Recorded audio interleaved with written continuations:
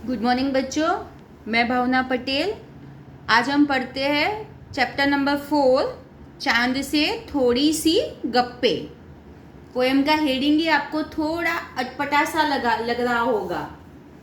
वैसे हेडिंग क्या होना चाहिए? चांद से थोड़े से गप्पे। लेकिन ये कविता है, कविता में कवि को कोई भी नियम लागू नहीं होता। वो अपनी मर्जी से कैसे भी शब्द का प्रयोग कर सकते हैं। इस कविता में कवि ने 10-11 साल की एक लड़की को चांद के साथ जो वो गप्पे लड़ा रही है वह बताया है कि 10-11 साल की एक छोटी सी लड़की चांद से गप्पे लड़ा रही है। लड़की को तारों भरा पूरा आकाश चांद के पहने हुए एक वस्त्र जैसा लगता है। यानी कि लड़की को ऐसा लग रहा है कि चांद ने एक वस्त्र पहना है। कौन सा वस्त्र? आकाश रूपी वस्त्र।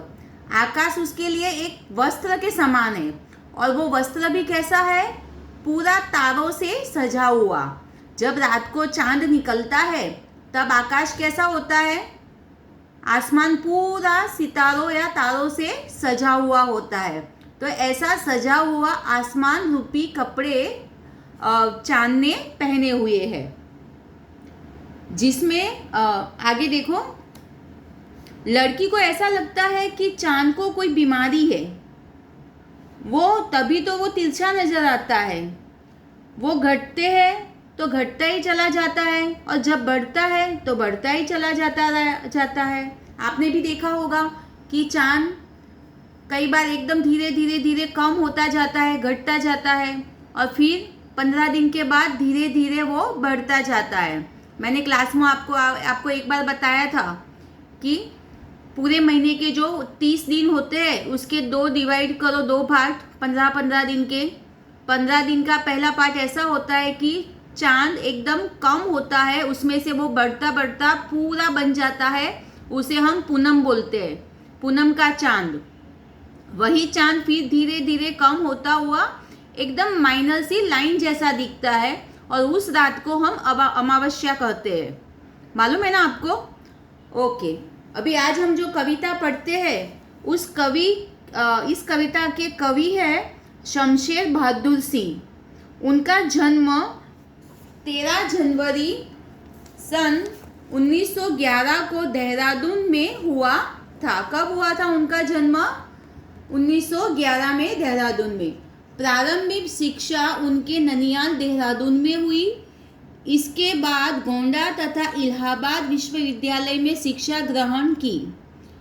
सन 1929 में 18 वर्ष की आयु में उनका विवाह धर्मवती देवी से हुआ। 1935 में टीबी की बीमारी से उनकी पत्नी की मृत्यु हो गई। टीबी नाम की एक बीमारी होती है, वो पहले के समय में बहुत ही डेंजर थी। तब उसकी इतनी दवाइयाँ नहीं थी। जैसे अभी हमारा कोरोना हो रहा है ना, कोरोना फिर कैंसर, ऐसी जो बीमारियां हैं वैसी एक टीबी की बीमारी थी उस समय।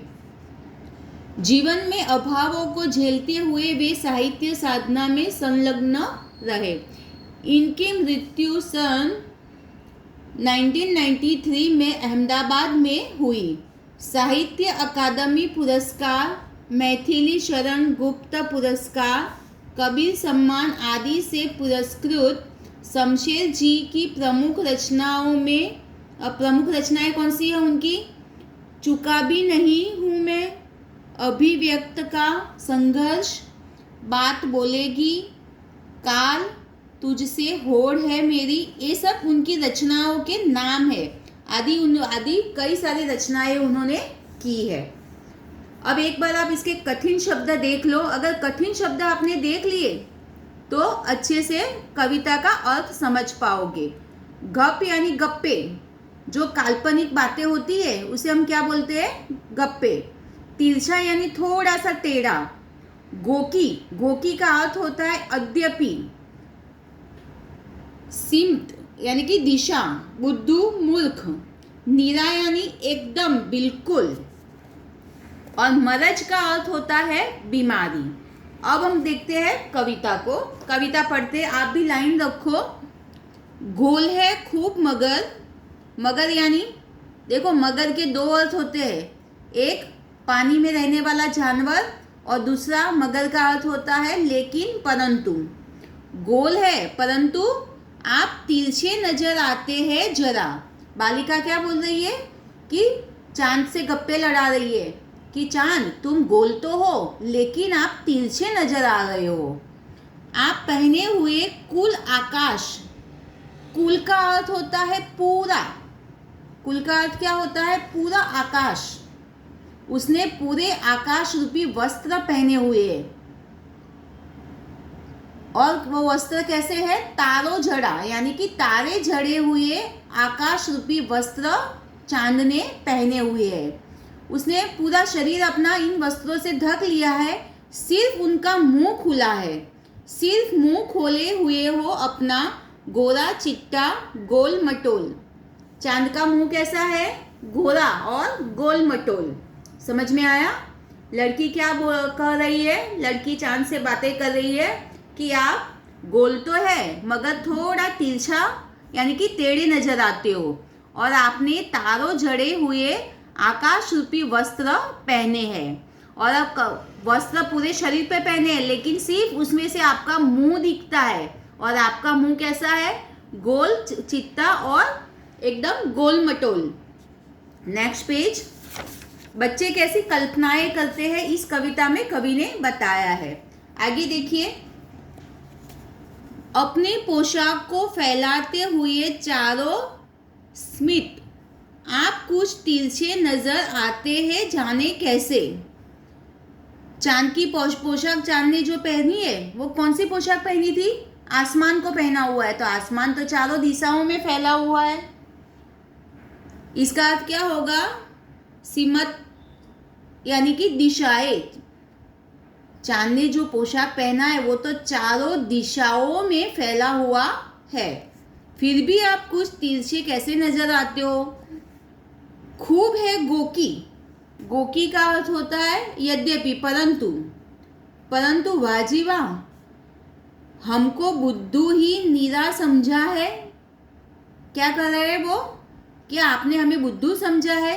नीरा का अर्थ क्या होता है? मैंने आपको बताया था, नीरा का अर्थ होता है बिल्कुल। क्या आपने हमें बिल्कुल बुद्धू समझा है? हम समझते ही नहीं जैसे कि आपको बीमारी है। बच्ची क्या बोलती है? क्या हमें बुद्धू समझा है? क्या हम नहीं समझते कि आपको कोई बीमारी है? कौन सी बीमारी है चांद को?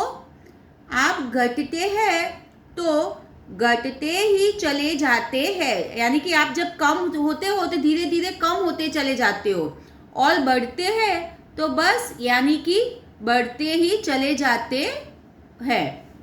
दम नहीं लेते, दम यानी आराम, सांस नहीं लेते हो जब तक बिल्कुल ही गोल न हो जाए। देखो यहाँ पे बिल्कुल शब्द में बीच में गैप है, यानी कि सारे अल्फ़ाबेट अलग है। यानी कि वैसे तो इसे शब्द नहीं कहते, पर कविता में कवि को ग्रामर के कोई नियम लागू नहीं होते। वो अपनी कल्पना को कोई भी रूप, कोई भी शब्दों में लिख सकते हैं। गोल न हो जाए, बिल्कुल गोल, यानी कि जब तक चांद पूरा गोल नहीं हो जाता ना, तब तक वो बिल्कुल दम नहीं लेता। दम का अर्थ होता है सांस। सांस लेना यानी राहत की सांस लेना, थोड़ा आराम करना, रुकना, पर वो बिल्कुल रुकता नहीं है जब तक वो पूरा गोल ना हो जाए। तो इस लड़की को ऐसा लगता है कि उसे कुछ बीमारी है चांद को, कि कभी कभी वो पूरा घटता जाता है और कभी वो बढ़ता ही जाता है, और यह उसकी जो बीमारी है वो कभी ठीक नहीं होती। यह मरज आपका, मरज यानी कि बीमारी, मरज का अर्थ क्या होगा? बीमारी। आपकी यह बीमारी है जो वो कभी अच्छी नहीं होती। यह मरज आपका अच्छा ही नहीं होने में आता है। बच्ची के कहती है कि मुझे पता है कि आपकी ये बीमारी कभी भी अच्छी नहीं हो रही। हम सालों से देख रहे हैं कि आप कब तिरछे ही दिखाई देते हो, फिर आप जब घटते हो तो धीरे धीरे घटते ही जाते हो, और जब बढ़ते हो तो धीरे धीरे बस बढ़ते ही जाते हो। ये आपकी बीमारी हमारी समझ में नहीं आ रही है।